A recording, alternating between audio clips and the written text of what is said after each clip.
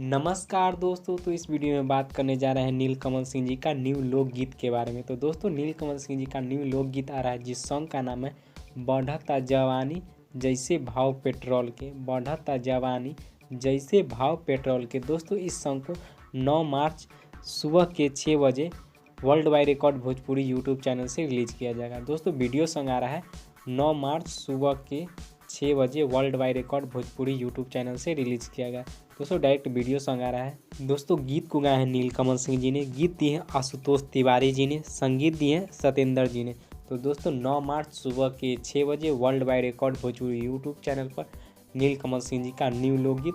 तो उसे ढेर सारा प्यार दीजिएगा, लाइक और शेयर कमेंट कीजिएगा। भोजपुरी के ऐसे ही खबर जानने के लिए हमारे चैनल को सब्सक्राइब करें।